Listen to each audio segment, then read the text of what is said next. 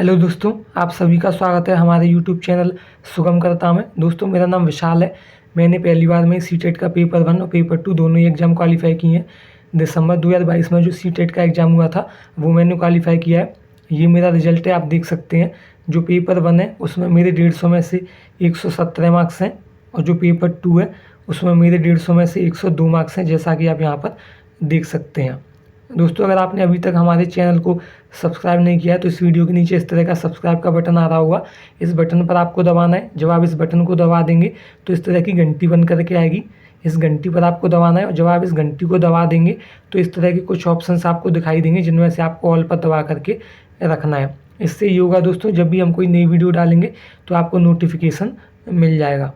दोस्तों, अगर मैं आपको अपने बारे में बताऊं तो मैंने एयरफोर्स का एयरमैन एग्ज़ाम क्वालिफाई किया हुआ है, रेलवे का लेवल 1 एग्ज़ाम क्वालिफाई किया हुआ है, जिससे हम ग्रुप डी एग्ज़ाम कह देते हैं, और UPSSC का PET एग्ज़ाम क्वालिफाई किया है। ये भी गवर्नमेंट एग्ज़ाम है, और ये एग्ज़ाम उत्तर प्रदेश में होता है। और सीटेट का पेपर 1 और पेपर 2 दोनों ही मैंने पहली बार में ही क्वालिफाई किए हुए हैं। दोस्तों, इस वीडियो में हम सीटेट के पेपर 1 के CDP के क्वेश्चंस पढ़ने वाले हैं। 12 जनवरी 2023 को जो सीटेट का पेपर 1 हुआ था उसमें CDP के जो 30 क्वेश्चंस पूछे गए थे, उन सभी क्वेश्चंस को हम इस वीडियो में पढ़ने वाले हैं। अगर आप हमारी सभी वीडियोस को देखते हैं, रेगुलर चैनल को फॉलो करते हैं, तो आप आसानी से CDP में 30 में से 30 नंबर लेकर के आ सकते हैं।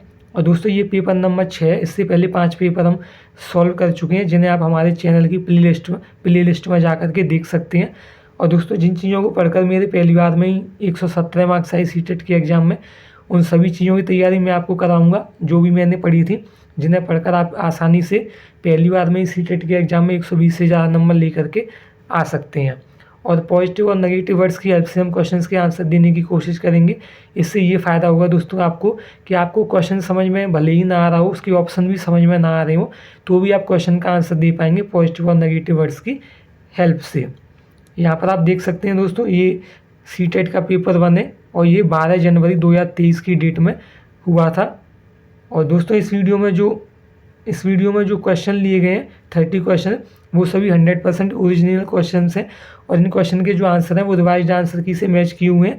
अगर किसी भी शिफ्ट की रेस्पॉन्स शीट आपके पास हो, जो पिछला एग्जाम हुआ था उसकी, तो आप अपने क्वेश्चंस को हमारे ये जो वीडियो में क्वेश्चन आपको बताए जा रहे हैं इनसे मैच करके देख सकते हैं। तो आप पाएंगे कि सभी क्वेश्चन एकदम ओरिजिनल क्वेश्चन है, एग्जाम में आए हुए क्वेश्चन है। तो चलिए दोस्तों, इस वीडियो को शुरू करते हैं।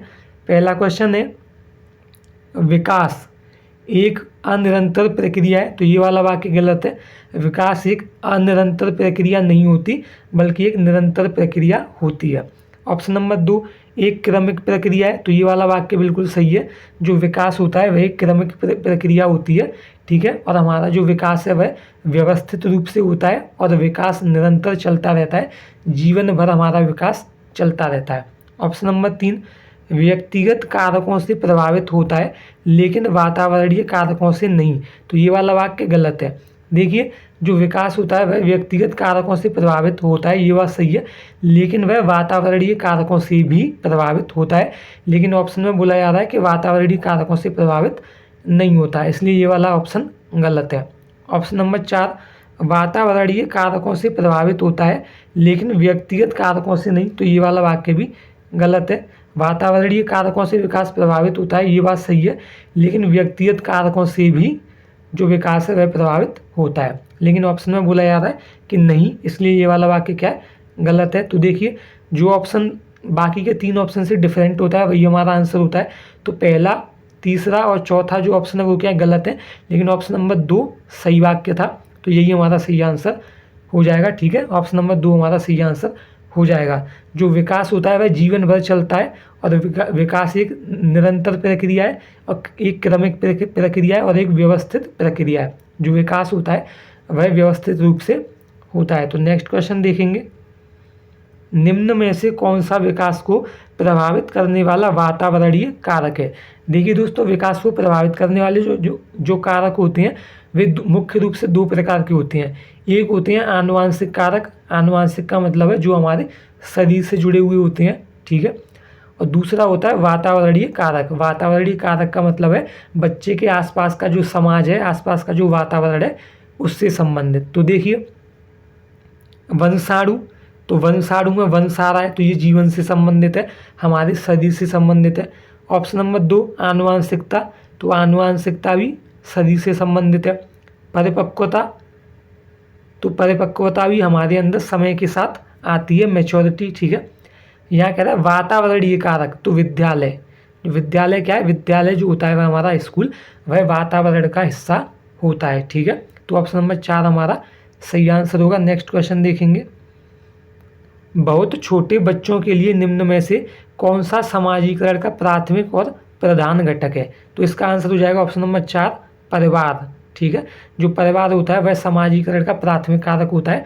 और जो पास पड़ोस, देखिए परिवार और पास पड़ोस, या फिर पास पड़ोस की जगह पर आस पड़ोस भी लिखा हुआ आ सकता है। तो परिवार और पास पड़ोस या आस पड़ोस, ये सभी समाजीकरण के प्राथमिक कारक होते हैं, प्राथमिक घटक होते हैं, या फिर प्राथमिक संस्थाएं होती हैं, ठीक है। लेकिन इन तीनों के अलावा जितने भी ऑप्शन होते हैं, जैसे कि जनसंचार, सांस्कृतिक प्रचलन, विद्यालय, शिक्षक, मीडिया, टेलीविज़न, ठीक है, संचार के माध्यम, न्यूज़पेपर, अखबार, मैगजीन, किताबें, ये सभी समाजीकरण के द्वितीय कारक होते हैं।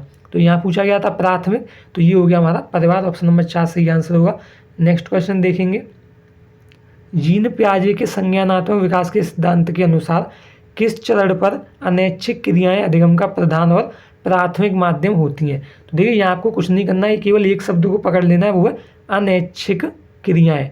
तो अनैच्छिक क्रियाएं जो होती हैं वह बालक में संवेदी गामक अवस्था में होती हैं। ऑप्शन नंबर 1 हमारा सही आंसर हो जाएगा। देखिए दोस्तों, जो मनोवैज्ञानिक थे जीन पियाजे, उन्होंने अपने संज्ञानात्मक विकास के सिद्धांत में 4 अवस्थाएं बताई थी। 4 अवस्थाएं कौन कौन सी हैं? देखिए पहली अवस्था है संवेदी गामक अवस्था, ये 0 से 2 वर्ष तक होती है, ठीक है। दूसरी अवस्था है पूर्व संक्रियात्मक अवस्था, जो कि 2 से 7 वर्ष तक चलती है। तीसरी अवस्था है मूर्त संक्रियात्मक अवस्था, जो कि 7 से 11 वर्ष तक चलती है। और चौथी अवस्था है औपचारिक संक्रियात्मक अवस्था, जो कि 11 से 15 वर्ष तक या इससे आगे तक चलती है। और जो औपचारिक संक्रियात्मक अवस्था है, इसे हम अमूर्त संक्रियात्मक अवस्था भी कह देते हैं। तो ये सारे पॉइंट्स आपको याद रखने हैं दोस्तों। पहली अवस्था कौन सी है, दूसरी अवस्था कौन सी है, तीसरी अवस्था कौन सी है और चौथी अवस्था कौन सी है, ये पॉइंट याद रखनी है। और कौन सी अवस्था की समय अवधि क्या कितने वर्ष तक होती है, ये भी आपको पॉइंट याद रखनी है, क्योंकि इन सभी से वो घुमा फिरा करके क्वेश्चन बना लेता है। तो नेक्स्ट क्वेश्चन देखेंगे, जीन पियाजे के अनुसार नई जानकारी की समझ बनाने के लिए मौजूदा स्कीमा में बदलाव की प्रक्रिया क्या कहलाती है? तो देखिए दोस्तों, जो स्कीमा शब्द है, स्कीमा शब्द जीन पियाजे से संबंधित है, ठीक है। और जब भी स्कीमा में बदलाव किया जाए या संशोधन किया जाए या परिवर्तन किया जाए, तो इसका आंसर होता है हमारा क्या, समायोजन, ठीक है। समायोजन, ऑप्शन नंबर 2 हमारा सही आंसर हो जाएगा। जब भी स्कीमा में परिवर्तन किया जाए, संशोधन किया जाए या बदलाव किया जाए, तो इसे हम समायोजन कहते हैं। अब देखिए आप इसको याद कैसे रखेंगे, तो देखिए जन, समायोजन के पीछे क्या लग रहा है, जन, जन का मतलब हो गया इंसान। तो जो इंसान होता है वह समय के साथ क्या करता है, परिवर्तन करता है, बदलाव करता है और संशोधन करता है। परिवर्तन, बदलाव और संशोधन, इन तीनों शब्दों का एक ही अर्थ है। तो परिवर्तन, संशोधन और बदलाव कुछ भी लिखा हुआ क्वेश्चन में आ सकता है। तो जन का मतलब हो गया इंसान, और इंसान क्या करता है, परिवर्तन। तो इससे हम पता लगा लेंगे कि जब भी क्वेश्चन में परिवर्तन की बात कही गई हो स्कीमा में, तो उसका आंसर हो जाए, तो हमें पता चल जाएगा कि परिवर्तन कौन करता है, इंसान। इंसान का मतलब जन, तो जन किस में लिखा हुआ होगा, समायोजन।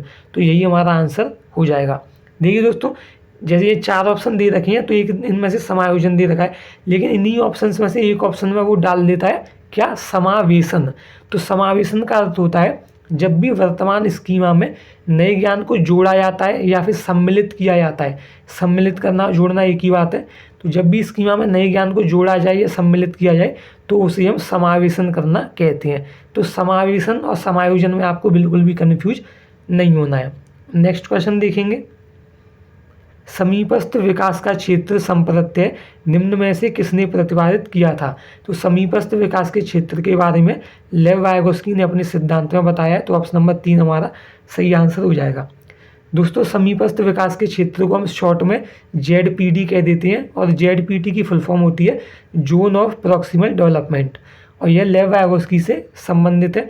अब देखिए समीपस्थ विकास का क्षेत्र होता क्या है, तो देखिए दोस्तों, जब भी बालक अपने प्रयास से कोई भी कार्य कर पाता है और अपने किसी वयस्क मतलब अपने से बड़े किसी समझदार व्यक्ति या फिर अपने शिक्षक की सहायता से है ना, किसी दूसरे व्यक्ति की सहायता से कोई कार्य कर पाता है, तो इन दोनों के बीच में जो रिक्त स्थान होता है उसे ही हम समीपस्थ विकास का क्षेत्र कहते हैं। तो नेक्स्ट क्वेश्चन देखेंगे, लेव वाइगोस्की ने विकास को डैश से डैश में बदलाव के रूप में परिकल्पित किया। तो देखिए स्कीमा तो ये नहीं होगा क्योंकि स्कीमा के बारे में जीन पियाजे ने बताया है, ठीक है, यहाँ भी स्कीमा दे रखा है, ये भी जीन पियाजे का है। ऑप्शन नंबर 4 व्यक्तिगत क्रियाओं से बाहरी क्रियाओं, तो लेव वाइगोस्की ने इनके बारे में भी नहीं बताया है। तो ऑप्शन नंबर 2 देखिए, सामाजिक स्तर पर सहभागी क्रियाओं और अनुग्रहित प्रक्रियाओं, तो ये बात ऑप्शन नंबर 2 बिल्कुल सही है। लेव वाइगोस्की ने अपने सिद्धांत में सहयोग करने के बारे में बताया है, समाज के बारे में बताया है और अनुग्रहित प्रक्रियाओं के बारे में बताया है, ठीक है। यहाँ देखिए दे रखा है सामाजिक स्तर और सहभागी क्रियाओं, तो लेव वाइगोस्की ने विकास को सामाजिक स्तर से सहभागी क्रियाओं के द्वारा अनुग्रहित प्रक्रियाओं में बदलाव के रूप में परिकल्पित किया है। तो ऑप्शन नंबर 2 हमारा सही आंसर होगा। नेक्स्ट क्वेश्चन देखेंगे, लॉरेंस कोलबर्ग ने बच्चों और वयस्कों में नैतिक तर्क की व्याख्या करते हुए डैश चरणों का क्रम प्रतिपादित किया। तो देखिए दोस्तों, नैतिक विकास का सिद्धांत लॉरेंस कोलबर्ग ने दिया था और लॉरेंस कोलबर्ग ने अपने नैतिक विकास के सिद्धांत में 6 चरणों को प्रतिपादित किया था। तो ऑप्शन नंबर 2 हमारा सही आंसर हो जाएगा, ठीक है। लॉरेंस कोलबर्ग ने अपने सिद्धांत में, अपने नैतिक तर्क के सिद्धांत में 6 चरणों के बारे में बताया है। नेक्स्ट क्वेश्चन देखेंगे, संरचनावादी उपागम के अनुसार निम्न में से कौन से घटकों को विद्यार्थियों में नहीं बढ़ाना चाहिए। तो कौन से ऑप्शंस हैं जिन्हें हमको बढ़ावा नहीं देना चाहिए। तो समस्या समाधान, तो ये वाला वाक्य तो सही है, हमें बच्चों में समस्या समाधान को बढ़ावा देना चाहिए। ऑप्शन नंबर 2 निर्देशित खोज, तो निर्देशित एक नेगेटिव वर्ड है तो ये पूरा ही वाक्य नेगेटिव हो जाएगा। सहयोगी अनुमान, क्या है, सहयोगी अनुमान, तो देखिए सहयोगी अनुमान भी बिल्कुल सही है, ठीक है, सहयोगी अनुमान भी बिल्कुल सही है।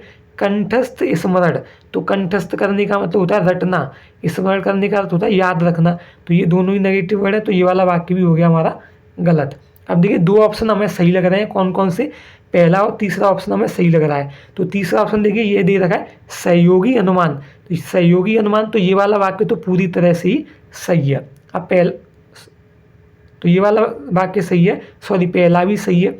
अब देखिए ऑप्शन नंबर 2 निर्देशित खोज, तो ये वाला ऑप्शन क्या होगा हमारा सही होगा, ठीक है। दूसरे और तीसरे ऑप्शन दोनों ही हमें क्या है गलत लग रहे थे, लेकिन जब हम दूसरे और चौथे ऑप्शन हमें गलत लग रहे थे और इन दोनों को जब हम कंपेयर करेंगे तो कंठस्थ करना, स्मरण करना, ये वाला वाक्य पूरी तरह से ही गलत हो जाता है, तो ये गलत है। तो ऑप्शन नंबर 2 हमारा क्या हुआ, सही होगा, निर्देशित खोज। तो देखिए यहाँ पर निर्देश देना तो एक नेगेटिव वर्ड है, लेकिन खोज करना एक पॉजिटिव वर्ड है, तो जब हम दूसरे और चौथे ऑप्शन को मतलब कंपेयर करेंगे तो दूसरा वाला ऑप्शन सही हो जाता है, इसमें खोज करने पर ध्यान दे रहा है, लेकिन जो कंठस्थ करना और स्मरण करना ये तो पूरी तरह से ही गलत है। तो जो ऑप्शन डिफरेंट होता है वही आंसर होता है। ऑप्शन नंबर 4 डिफरेंट है, तो यही हमारा सही आंसर हो जाएगा। हमें कंठस्थ करना या फिर स्मरण करने की जो बात है उसको बढ़ावा नहीं देना है। नेक्स्ट क्वेश्चन देखेंगे, बुद्धि लब्धि परीक्षणों के संदर्भ में निम्नलिखित में से कौन सा कथन सही है। तो देखिए वे बहुत व्यापक तरीके से बुद्धि मापते हैं, तो ये सही हो सकता है, लेकिन इसको हम आंसर नहीं मानेंगे, पहले सभी ऑप्शंस को पढ़ेंगे। बुद्धि लब्धि परीक्षणों में मापने की एक निश्चित प्रकार की त्रुटि है, तो ये वाला वाक्य क्या है, ये वाला वाक्य सही है, ठीक है। बुद्धि लब्धि परीक्षण किसी भी प्रकार के सांस्कृतिक पूर्वाग्रह से मुक्त हैं। बुद्धि लब्धि परीक्षण हमेशा अत्यधिक विश्वसनीय होते हैं, तो बुद्धि लब्धि परीक्षण हमेशा अत्यधिक विश्वसनीय नहीं होते हैं। ऑप्शन नंबर 3 बुद्धि लब्धि परीक्षण किसी भी प्रकार के सांस्कृतिक पूर्वाग्रह से मुक्त है, तो ये वाला वाक्य भी गलत है। जो बुद्धि लब्धि परीक्षण होते हैं वह सांस्कृतिक पूर्वाग्रहों से पूरी तरह से मुक्त नहीं होते हैं। में बहुत व्यापक तरीके से बुद्धि मापते हैं, तो ये वाला वाक्य भी हमारा गलत है। बुद्धि परीक्षणों में बहुत ही व्यापक तरीकों से बुद्धि का मापन नहीं किया जाता, बल्कि कुछ निश्चित चीज़ों को ही केवल फॉलो किया जाता है। अब ऑप्शन नंबर 2 को देखिए, बुद्धि लब्धि परीक्षणों में मापने की एक निश्चित प्रकार की त्रुटि होती है। तो ये वाला वाक्य बिल्कुल सही है। जो बुद्धि लब्धि परीक्षण होते हैं उनमें एक निश्चित प्रकार की त्रुटि होती है। नेक्स्ट क्वेश्चन देखेंगे। दोस्तों आगे बढ़ने से पहले अगर आपने हमारे चैनल को अभी तक सब्सक्राइब नहीं किया है तो इस वीडियो के नीचे इस तरह का सब्सक्राइब का बटन आ रहा होगा, इस पर आपको दबाना है। जब इस बटन को आप दबा देंगे तो इस तरह से घंटी बन करके आएगी, इस घंटी पर आपको दबाना है। और जब आप इस घंटी को दबा देंगे तो इस तरह के कुछ ऑप्शंस आपको दिखाई देंगे, जिनमें से आपको ऑल पर दबाना है। इससे ये होगा दोस्तों, जब भी हम कोई नई वीडियो डालेंगे तो आपको नोटिफिकेशन मिल जाएगा। और ये पूरी तरह से फ्री है दोस्तों, इसके कोई पैसे नहीं लगते हैं सब्सक्राइब करने के। आगे बढ़ते हैं। सिद्धांतवादी भाषा और विचार के मध्य संबंध की अवधारणात्मक समझ के बारे में मतभेद रखते हैं, जबकि जीन पियाजे का मानना है कि डैश डैश को प्रभावित करता है। लेव वाइगोस्की का सुझाव है कि डैश डैश को निर्देशित करता है। तो देखिए, संज्ञान और भाषा, भाषा और विचार। तो देखिए, जबकि जीन पियाजे का मानना है कि संज्ञान भाषा को प्रभावित करती है और लेव वाइगोस्की का सुझाव है कि भाषा विचार को निर्देशित करती हैं। तो ऑप्शन नंबर 1 पूरी तरह से सही है। ठीक है, जीन पियाजे ने अपने सिद्धांतों में बताया था कि बच्चा पहले क्या करता है, बच्चा पहले संज्ञानात्मक ज्ञान प्राप्त करता है, उसके बाद उसकी भाषा का विकास होता है। लेकिन लेव वाइगोस्की ने बोला था कि बच्चा पहले भाषा का ज्ञान सीखता है और उसके बाद उसमें संज्ञानात्मक विकास होता है और उसके बाद उसके विचारों का विकास होता है। तो ऑप्शन नंबर 1 हमारा सही आंसर होगा। नेक्स्ट क्वेश्चन देखेंगे। पाठ्य पुस्तकों में महिलाओं की तुलना में पुरुषों का अधिक प्रतिनिधित्व होना क्या उदाहरण है? तो इसका आंसर हो जाएगा ऑप्शन नंबर 1 जेंडर पूर्वाग्रह। देखिए दोस्तों, जेंडर पूर्वाग्रह, जेंडर रूढ़िवादिता, लैंगिक पूर्वाग्रह, लैंगिक रूढ़िवादिता या लैंगिक पक्षपात या जेंडर पक्षपात, इन सभी शब्दों का एक ही अर्थ होता है। तो ऑप्शन में इनमें से कोई भी दिया हुआ हो वही हमारा सही आंसर हो जाएगा। अब देखिए दोस्तों, जब भी लड़के और लड़की में या फिर बालक और बालिका में किसी भी तरह का भेदभाव किया जाए, अंतर किया जाए, तो उसका आंसर जेंडर पूर्वाग्रह होता है। जैसे कि मान लीजिए लड़कों को खिलौनों के रूप में कार दी जाए और लड़कियों को खिलौनों के रूप में गुड़िया दी जाए, तो यह जेंडर पक्षपात या जेंडर पूर्वाग्रह का उदाहरण है। ठीक है, लड़कियों से घर के काम करने के लिए बोले जाएं और लड़कों से बाहर के काम करने के लिए बोले जाएं, तो ये भी जेंडर पूर्वाग्रह है। और लड़कों, जैसे मान लीजिए कि जैसे लड़के हैं तो हमने लड़कों के लिए अलग प्रकार के खेल बताएं, जैसे कि लड़के क्रिकेट खेलते हैं और लड़कियां खो खो खेलती हैं। तो ये सभी जो भेदभाव है एक तरह से ये जेंडर पूर्वाग्रह को दर्शाते हैं। तो ऑप्शन नंबर 1 हमारा सही आंसर होगा। नेक्स्ट क्वेश्चन देखेंगे। एक शिक्षक या शिक्षिका को पढ़ाने के दौरान विद्यार्थियों के सीखने की गति पर ध्यान देना चाहिए। तो ये वाला वाक्य सही हो सकता है, लेकिन पहले बाकी के ऑप्शंस को भी हम पढ़ लेंगे। पढ़ाने के दौरान शिक्षार्थियों के सीखने की गति को अनदेखा करना चाहिए। तो अनदेखा करना एक नेगेटिव वर्ड है, हमें बच्चों की सीखने की गति को किसी भी हाल में अनदेखा नहीं करना है। तो ये वाक्य हो गया गलत। केवल अच्छा निष्पादन करने वाले विद्यार्थियों की गति पर ध्यान देना चाहिए। तो ये वाला वाक्य गलत है, हमें सभी बच्चों की जो सीखने की गति है उस पर ध्यान देना है। तो यहाँ दे रखा है केवल, है ना, तो केवल एक नेगेटिव वर्ड होता है, इसलिए ये वाला वाक्य गलत है। ऑप्शन नंबर 4 विद्यार्थियों के सीखने की गति में व्यक्तिगत भिन्नताओं की अनदेखी करनी चाहिए। तो ये वाला वाक्य भी गलत है। क्यों गलत है? यहाँ कह रहा है अनदेखी करनी चाहिए, तो अनदेखी करना एक नेगेटिव वर्ड है, इसलिए ये वाला वाक्य गलत है। हमें किसी भी प्रकार से बच्चों की अनदेखी नहीं करनी। तो ऑप्शन नंबर 1 हमारा सही आंसर हो जाएगा। पढ़ाने के दौरान हमें विद्यार्थियों के सीखने की गति पर ध्यान देना चाहिए। नेक्स्ट क्वेश्चन देखेंगे। सीखने के उद्देश्य हेतु आकलन का उपयोग करने के लिए एक शिक्षक को चाहिए कि वह सत्र के अंत में परीक्षा का आयोजन करे। तो ये वाला वाक्य गलत है। क्यों गलत है? देखिए, परीक्षा का आयोजन करने के लिए बोला जा रहा है, तो परीक्षा का आयोजन करना एक नेगेटिव वर्ड होता है, परीक्षा वर्ड ही नेगेटिव वर्ड होता है, इसलिए ये वाला वाक्य गलत है। और देखिए दोस्तों, जब भी सत्र के अंत में परीक्षा का आयोजन किया जाता है तो इसे हम योगात्मक मूल्यांकन कहते हैं, और योगात्मक मूल्यांकन एक नेगेटिव वर्ड होता है। ऑप्शन नंबर 2 केवल मानकीकृत परीक्षणों का उपयोग करें। तो केवल भी एक नेगेटिव वर्ड है और मानकीकृत भी एक नेगेटिव वर्ड है, तो ये वाला वाक्य भी हो गया हमारा गलत। हमें मानकीकृत परीक्षणों का उपयोग नहीं करना है, बल्कि हमें लचीले परीक्षणों का उपयोग करना है। ऑप्शन नंबर 3, चल रही गतिविधि में बच्चे की भागीदारी के आधार पर आकलन करें। तो भागीदारी यानी कि बच्चे की भागीदारी मतलब कि बच्चा चीज़ों में पार्टिसिपेट करता है, इसके आधार पर हमें बच्चे का आकलन करना चाहिए। तो ये वाक्य पूरी तरह से सही है। ऑप्शन नंबर 4, सभी के लिए अर्धवार्षिक परीक्षाएं अनिवार्य करें। तो ये वाला वाक्य भी गलत है। परीक्षाएं किसी भी प्रकार की हो, चाहे तिमाही हो, चाहे अर्धवार्षिक हो, चाहे वार्षिक हो, ठीक है। परीक्षाएं नेगेटिव वर्ड होता है, इसलिए ये वाला वाक्य हमारा क्या है, नेगेटिव है। तो ऑप्शन नंबर 3 सभी से डिफरेंट हो, यही हमारा आंसर हो जाएगा। नेक्स्ट क्वेश्चन देखेंगे, निम्नलिखित में से किसके द्वारा विद्यार्थियों में समालोचनात्मक चिंतन में बाधा पड़ने की संभावना है। यानी कि कौन सा ऑप्शन है जो बालकों के समालोचनात्मक चिंतन में रुकावट पैदा करता है। तो देखिए, अनुरूपकों के प्रयोग को बढ़ावा देने से, तो अनुरूपकों के प्रयोग को बढ़ावा देना पॉजिटिव वर्ड है। खुले अंत वाले प्रश्न पूछने से, तो खुले अंत वाले प्रश्न पूछना एक अच्छी बात होती है।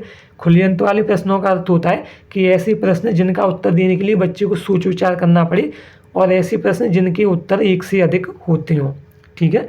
गहन चिंतन के लिए समय प्रदान करने से, तो ये वाला वाक्य भी सही है, हमें बच्चों को चिंतन करने के लिए समय देना चाहिए।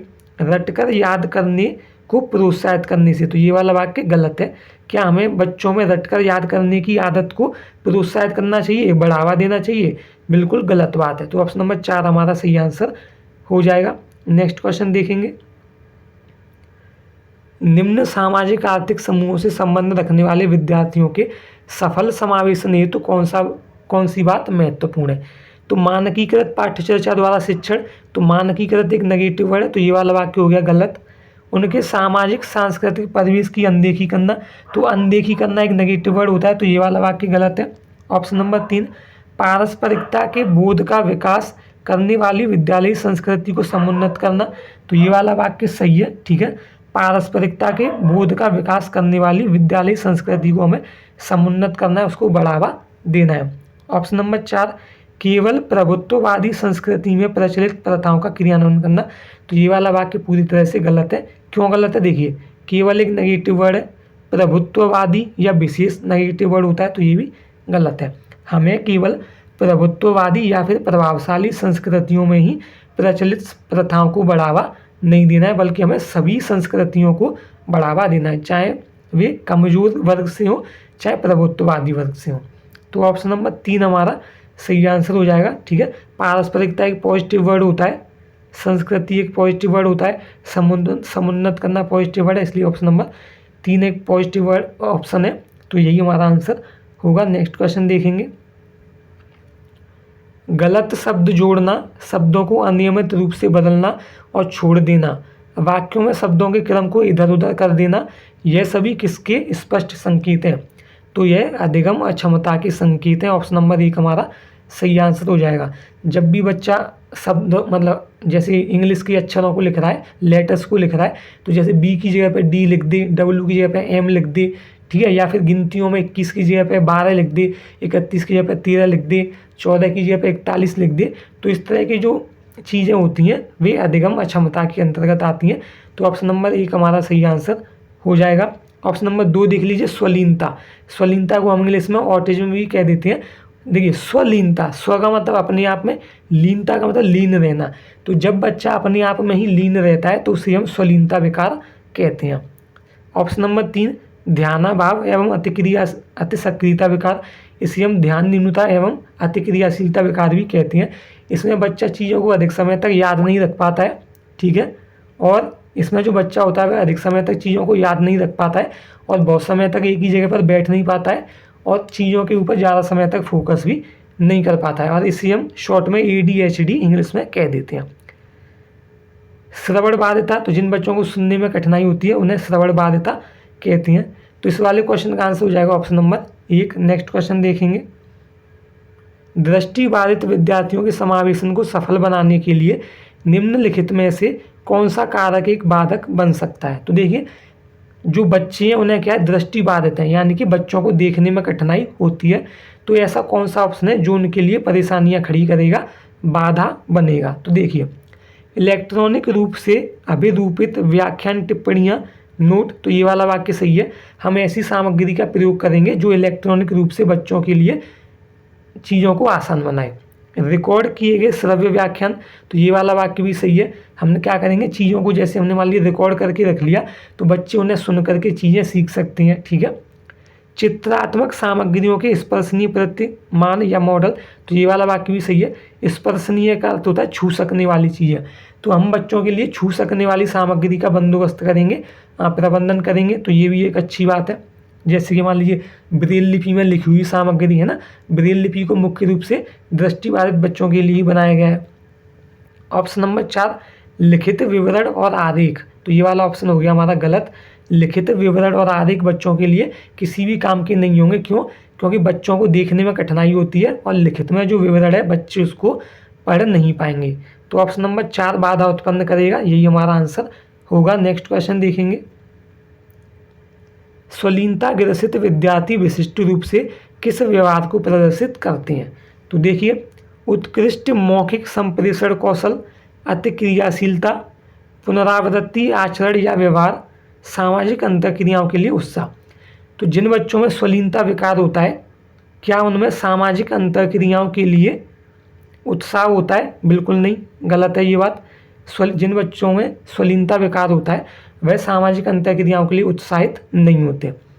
उत्कृष्ट मौखिक संप्रेषण कौशल, तो ये वाला वाक्य भी गलत है। उनके अंदर उत्कृष्ट मौखिक संप्रेषण कौशल नहीं होता। स्वलीनता से ग्रसित बच्चे चुपचाप रहना पसंद करते हैं और वे मौखिक संप्रेषण यानी कि ज़्यादा बोलते नहीं हैं। अति क्रियाशीलता, क्या वे एक्टिव रहते हैं, मतलब हाल इधर क्लास में बैठ गई, हाल उधर बैठ गई, हाल इस बच्चे के पास बैठ गई, है ना, अपनी कोई समस्या आ रही है तो बच्चों से डिस्कस कर ली, यानी कि सक्रिय रहते हैं, क्रियाशील रहते हैं। तो ये वाला वाक्य भी गलत है, ठीक है। ये बच्चे अति क्रियाशील नहीं रहते। तो ऑप्शन नंबर 3 हमारा सही आंसर हो जाएगा। ये बच्चे पुनरावृत्ति आचरण वाले होते हैं, यानी कि चीज़ों को रिपीट करते रहते हैं, अपने आप से ही चीज़ों को बोलते रहते हैं, अपने आप में ही। जैसे भी किसी कार्य को कर रहे हैं तो अपने आप में ही बोलते रहेंगे, इस तरह का गुण इनमें पाया जाता है। मतलब किसी दूसरे से नहीं बोलेंगे लेकिन अपने आप में ही ये बोलते रहते हैं। नेक्स्ट क्वेश्चन देखेंगे। प्रतिभाशाली विद्यार्थियों के बारे में निम्नलिखित में से कौन सा सही है? तो वे अत्यधिक प्रयासों द्वारा सीखते हैं, तो ये वाला वाक्य गलत है। प्रतिभाशाली बच्चों को चीज़ों को सीखने के लिए अत्यधिक प्रयास नहीं करने पड़ते, वे कम प्रयासों में ही चीज़ों को समझ जाते हैं और सीख जाते हैं। क्यों? क्योंकि वे प्रतिभाशाली यानी कि होशियार होते हैं। ऑप्शन नंबर 2 वे जानकारी को समझने में अधिक समय लेते हैं, तो ये वाला वाक्य भी गलत है। वे किसी भी कॉन्सेप्ट को समझने में, जानकारी को समझने में अधिक समय नहीं लेते, बल्कि वे जल्दी ही चीज़ों को सीख जाते हैं। उनमें औसत से अधिक क्षमता होती है, उनके विचारों में रचनात्मकता और मौलिकता की कमी होती है, तो ये वाला वाक्य गलत है। देखिए, उनमें औसत से अधिक क्षमता होती है, तो ये वाला वाक्य सही है, ठीक है। उनमें औसत से अधिक क्षमता होती है। ऑप्शन नंबर 4 उनके विचारों में रचनात्मकता और मौलिकता की कमी होती है, ये वाला वाक्य पूरी तरह से ही गलत है। जब बच्चे प्रतिभाशाली होते हैं, जो बच्चे प्रतिभाशाली होते हैं उनमें ना तो रचनात्मकता की कमी होती है और ना ही मौलिकता की कमी होती है। ये दोनों चीज़ें उनमें भरपूर मात्रा में पाई जाती हैं। तो ऑप्शन नंबर 3 हमारा सही आंसर हो जाएगा। नेक्स्ट क्वेश्चन देखेंगे। दोस्तों, आगे बढ़ने से पहले अगर आपने अभी तक हमारे चैनल को सब्सक्राइब नहीं किया है तो इस वीडियो के नीचे इस तरह का सब्सक्राइब का बटन आ रहा होगा, इस पर आपको दबाना है। जब इस पर आप दबाएंगे तो इस तरह की घंटी बन करके आएगी, इस घंटी पर आपको दबाना है और जब आप इस घंटी को दबा देंगे तो इस तरह के कुछ ऑप्शंस आएंगे जिनमें से आपको ऑल पर सेलेक्ट करके रखना है। इससे ये होगा दोस्तों, जब भी हम कोई नई वीडियो डालेंगे तो आपको नोटिफिकेशन मिल जाएगा। और दोस्तों, चैनल को सब्सक्राइब करना बिल्कुल फ्री है, इसके कोई पैसे नहीं लगते हैं। आगे बढ़ते हैं। अभिकथन ए, प्राथमिक कक्षाओं में विद्यार्थियों को पढ़ाने के लिए शिक्षक को प्रमुख रूप से व्याख्यान पद्धति का उपयोग करना चाहिए, तो ये वाला वाक्य गलत है। क्यों गलत है? यहाँ बोला जा रहा है कि व्याख्यान पद्धति का प्रयोग करना चाहिए, उपयोग करना चाहिए, तो व्याख्यान पद्धति का प्रयोग करना एक नेगेटिव बात है, इसलिए ये ऑप्शन गलत है। तर्क आर, सीखने की प्रक्रिया सबसे ज़्यादा तब प्रभावी होती है जब वह निष्क्रिय श्रवण के माध्यम द्वारा की जाती है, तो निष्क्रिय एक नेगेटिव वर्ड है। निष्क्रिय श्रवण का अर्थ है कि बिना कुछ पूछे ताछे, बिना कोई सवाल किए बस चीज़ों को सुनते जाना, तो निष्क्रिय एक नेगेटिव वर्ड है, तो ये वाला वाक्य भी हो गया हमारा गलत। तो ए और आर दोनों गलत हैं। ऑप्शन नंबर 4 हमारा सही आंसर होगा। नेक्स्ट क्वेश्चन देखेंगे। वास्तविक दुनिया के संदर्भों से सीखने के लिए मस्तिष्क डैश है, इसलिए विद्यालयों को डैश अधिगम पर जोर देना चाहिए। तो देखिए, मस्तिष्क सक्षम है ना, वास्तविक दुनिया के संदर्भों से सीखने के लिए मस्तिष्क सक्षम है, तो ये बात सही है। इसलिए विद्यालय को रचनात्मक अधिगम पर जोर देना चाहिए, तो ऑप्शन नंबर 1 हमारा बिल्कुल सही आंसर है। ऑप्शन नंबर 2 में देखिए, सक्षम एक पॉजिटिव वर्ड है और रचनात्मक भी एक पॉजिटिव वर्ड है, तो ये वाला पूरा वाक्य पॉजिटिव हो जाएगा। ऑप्शन नंबर 2 देखिए, असक्षम, असक्षम एक नेगेटिव वर्ड है, जबकि अन्वेषण एक पॉजिटिव वर्ड है, लेकिन एक अगर नेगेटिव वर्ड आ गया तो पूरा वाक्य ही नेगेटिव हो जाता है। पाठ्य पुस्तक आधारित, तो जब सामग्री पाठ्य पुस्तक आधारित हो तो पाठ्य पुस्तक आधारित एक नेगेटिव वर्ड होता है, तो ये ऑप्शन भी गलत है। असक्षम नेगेटिव वर्ड है, गैर संदर्भित नेगेटिव वर्ड है, तो ये ऑप्शन भी हो गया हमारा गलत। तो ऑप्शन नंबर 1 हमारा सही आंसर होगा। नेक्स्ट क्वेश्चन देखेंगे, रचनावाद किसका समर्थन करता है? तो शिक्षार्थियों द्वारा नए ज्ञान के सृजन का, तो ये वाला वाक्य सही है ना। रचनावाद बच्चों के द्वारा नए ज्ञान के निर्माण का समर्थन करता है। शिक्षकों द्वारा नए ज्ञान की अस्वीकृति का, तो क्या शिक्षकों को नए ज्ञान को अस्वीकृत करना चाहिए? तो अस्वीकृत करना एक नेगेटिव वर्ड, तो ये वाक्य हो गया हमारा गलत। पहले से अर्जित ज्ञान के पुनरुत्पादन का, तो ये वाला वाक्य भी गलत है। यहाँ कह रहा है पुनरुत्पादन, तो रिवाइज करना, पुनरुत्पादन करना, रिपीट करना, ये सभी नेगेटिव वर्ड है, तो ऑप्शन ये हो गया गलत। ऑप्शन नंबर 4, रटकर याद किए गए ज्ञान के प्रदर्शन का, तो रटना नेगेटिव वर्ड है, तो ये वाला वाक्य भी गलत। तो ऑप्शन नंबर 1 हमारा सही आंसर होगा। नेक्स्ट क्वेश्चन देखेंगे, कक्षा में सभी शिक्षार्थियों को शामिल करने के लिए डैश विविध साधन प्रदान करना महत्वपूर्ण है। तो संलग्नता या शामिल करना, तो शामिल करना एक अच्छी बात है, संलग्नता एक अच्छी बात है, तो ये वाला वाक्य क्या है हमारा सही है। प्रतिस्पर्धा नेगेटिव वर्ड है, तो ये वाक्य गलत है। भेदभाव करना गलत बात है, ये गलत है। अबोधगम्यता, तो देखिए बोधगम्यता एक पॉजिटिव वर्ड होता है, लेकिन अबोधगम्यता एक नेगेटिव वर्ड होता है, तो ये वाला वाक्य गलत है। तो ऑप्शन नंबर 1 हमारा सही आंसर हो जाएगा। नेक्स्ट क्वेश्चन देखेंगे, एक समस्या को कई मध्यवर्ती उपलक्ष्यों में विभाजित करने की युक्ति और फिर प्रत्येक मध्यवर्ती उपलक्ष्यों को हल करने के साधनों का पता लगाना क्या कहलाता है? तो यह साधन अंत विश्लेषण करना कहलाता है। ऑप्शन नंबर 3 हमारा सही आंसर हो जाएगा। ठीक है दोस्तों, इसको आपको याद रखना पड़ेगा, साधन अंत विश्लेषण ये कहलाता है। नेक्स्ट क्वेश्चन देखेंगे, अभिकथन ए, अध्यापकों को पढ़ाई जाने वाली अवधारणाओं के बारे में विद्यार्थियों के सहज सिद्धांतों के बारे में जानना चाहिए और उसी के आधार पर पाठ आगे बढ़ाना चाहिए, तो ये वाला वाक्य बिल्कुल सही है। हमें बच्चों की अवधारणाओं के बारे में समझना चाहिए, हम जो चीज़ें बच्चों को पढ़ा रहे हैं उन्हें समझना चाहिए और बच्चों की ज़रूरतों के हिसाब से बच्चों की ज़रूरतों को ध्यान में रखकर आगे बढ़ना चाहिए, इसलिए ये वाला वाक्य सही है। तर्क आर, विद्यार्थियों के सहज सिद्धांत एक प्रकार की वैकल्पिक अवधारणाएं होती हैं, सही बात है, आगे के अधिगम में बहुत मायने रखती हैं। तो बालकों की जो वैकल्पिक अवधारणाएं हैं, बालकों ने जो चीज़ें अपने दिमाग में सोच रखी हैं, अवधारणाएं बना रखी हैं, वो अधिगम में बहुत ही महत्वपूर्ण होती हैं, बहुत ही मायने रखती हैं, तो ये वाला वाक्य भी सही है। तो ए और आर दोनों सही है और आर ए की सही व्याख्या करता है, तो ऑप्शन नंबर 1 हमारा सही आंसर हो जाएगा। नेक्स्ट क्वेश्चन देखेंगे, अभिकथन ए, विद्यालयों को ऐसी शिक्षण शास्त्रीय प्रविधियों को बढ़ावा देना चाहिए जो केवल सीखी गई सामग्री के पुनरुत्पादन पर जोर दे। देखिए दोस्तों, ये टाइपिंग मिस्टेक है, प्रतिविधियों की जगह पर प्रविधियाँ होगा यहाँ पर, ठीक है। तो यहाँ दे रखा है कि सामग्री के पुनरुत्पादन पर जोर दे, तो मैंने अभी पिछले क्वेश्चन में जो आया था थोड़ी देर पहले उसमें आपको बताया कि पुनरुत्पादन करना, रिपीट करना, रिवाइज करना, ये सभी नेगेटिव वर्ड होते हैं और यहाँ पर केवल भी दे रखा है, तो केवल भी एक नेगेटिव वर्ड है और पुनरुत्पादन करना भी एक नेगेटिव वर्ड है, तो ये पूरा वाक्य हमारा गलत हो गया। तर्क आर, संवेग और संज्ञान एक दूसरे से पृथक है, तो ये वाला वाक्य भी गलत है। पृथक का अर्थ होता है अलग, तो संवेग और संज्ञान एक दूसरे से अलग हैं? बिल्कुल नहीं, संवेग और संज्ञान एक दूसरे से जुड़े हुए होते हैं, एक दूसरे में गुथे हुए होते हैं, तो ए और आर दोनों गलत हैं। ऑप्शन नंबर 4 हमारा सही आंसर होगा। नेक्स्ट क्वेश्चन देखेंगे, निम्नलिखित में से कौन सा आंतरिक अभिप्रेरणा का एक उदाहरण है? तो देखिए दोस्तों, जो चीज़ें बच्चों के अंदर से आती हैं, जो गुण बच्चों के अंदर से निकलती हैं, वे आंतरिक अभिप्रेरणा के स्रोत होती हैं, और जो चीज़ें बाहरी होती हैं, जैसे कि बच्चे को इनाम देना, पुरस्कार देना, बच्चे की प्रशंसा करना, तारीफ करना, तो ये सभी बाहरी कारक होते हैं। तो देखिए, नकद पुरस्कार जीतने के लिए पढ़ाई करना, तो बच्चा क्या है, वो केवल पुरस्कार जीतने के लिए पढ़ाई कर रहा है। तो पुरस्कार क्या है, पुरस्कार बच्चे को बाहरी रूप से दिया जाता है, जैसे कि साइकिल देना, है ना, साइकिल देना या कोई अच्छा खिलौना देना। तो ये सभी क्या है, बाहरी अभिप्रेरणा है। तो यहाँ मैं लिख देता हूँ बी मतलब बाहरी अभिप्रेरणा। अपने साथियों की प्रशंसा पाने के लिए नृत्य का प्रदर्शन करना, तो ये भी गलत है। क्यों गलत है, साथियों की प्रशंसा पाने के लिए, तो वह केवल बाहरी रूप से प्रशंसा पाने के लिए अध्ययन कर रहा है, मतलब कि नृत्य का प्रदर्शन कर रहा है। तो ये वाला वाक्य भी गलत है। बच्चे की रुचि नहीं है, वो केवल प्रशंसा पाने के लिए ऐसा कर रहा है। ऑप्शन नंबर 3, प्रथम स्थान पर आने के लिए दौड़ प्रतियोगिता में भाग लेना, तो बच्चे को प्रतियोगिता में भाग नहीं लेना है, केवल उसे प्रथम स्थान पर आना है ना। तो प्रथम स्थान पर आना क्या है, बाहरी कारक है। तो ये भी यहाँ भी हम लिख देते हैं बी, यहाँ भी लिख देते हैं बी। ये तीनों ही बाहरी अभिप्रेरणा के उदाहरण हैं, ठीक है। अब देखिए ऑप्शन नंबर 4, जिज्ञासावश किसी विषय पर शोध करना, तो यह आंतरिक अभिप्रेरणा का उदाहरण है। क्यों, यहाँ दे रखा है जिज्ञासावश, जिज्ञासावश का अर्थ हो गया जिज्ञासा के कारण। तो जिज्ञासा बच्चे के अंदर से आती है।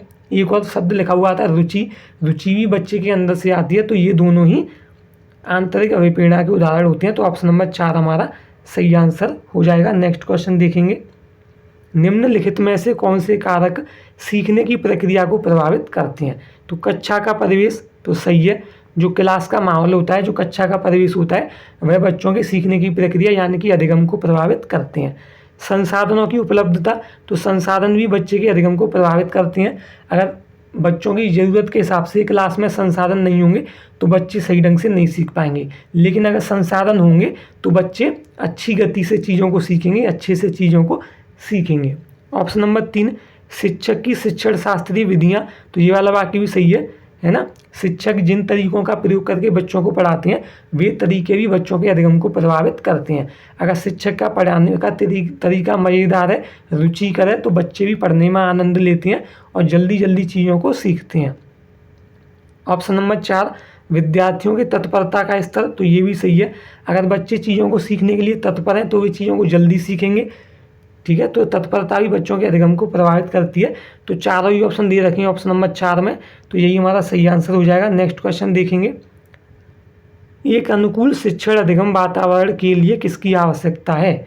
तो अधिक से अधिक जोखिम, तो ये वाला वाक्य गलत है, हमें जोखिम नहीं लेना है। विकर्षणों का न्यूनतम होना, है ना, तो क्या हमें विकर्षण, न्यूनतम का मतलब सबसे कम या कम से कम, तो विकर्षणों को हमें न्यूनतम यानी कि कम से कम करना चाहिए। तो ये वाला वाक्य सही है। व्यक्तिगत विभिन्नताओं को नज़रअंदाज करना, तो ये वाला वाक्य गलत है, हमें व्यक्तिगत विभिन्नताओं को नज़रअंदाज नहीं करना, अनदेखा नहीं करना, बल्कि हमें व्यक्तिगत विभिन्नताओं को महत्वपूर्ण मानना है और उनका सम्मान करना है। ऑप्शन नंबर 4, अनम्य या फिर कह लीजिए गैर लचीली शैक्षणिक कार्यप्रणाली, तो ये वाला वाक्य भी गलत है, हमें अनम्य प्रणाली नहीं अपनानी, हमें गैर लचीली प्रणाली नहीं अपनानी, हमें लचीली प्रणाली अपनानी है, ठीक है। तो ऑप्शन नंबर 2 हमारा सही आंसर हो जाएगा। नेक्स्ट क्वेश्चन देखेंगे दोस्तों, ये 30 क्वेश्चन हम पढ़ चुके हैं, ठीक है। सभी क्वेश्चंस को हमने एकदम अच्छे से और डिटेल में डिस्कस किया, सभी ऑप्शंस को हमने डिस्कस करके बताया। और दोस्तों अगर आपने अभी तक हमारे चैनल को सब्सक्राइब नहीं किया है तो इस वीडियो के नीचे इस तरह का सब्सक्राइब का बटन आ रहा होगा, इस पर आपको दबाना है। इस पर दबाने के बाद ये घंटी बन करके आएगी, घंटी पर आपको दबाना है। जब आप घंटी को दबाएंगे तो इस तरह के कुछ ऑप्शंस आएंगे जिनमें से आपको ऑल पर दबा करके रखना है। इससे ये होगा दोस्तों, जब भी हम कोई नई वीडियो डालेंगे तो आपको नोटिफिकेशन मिल जाएगा।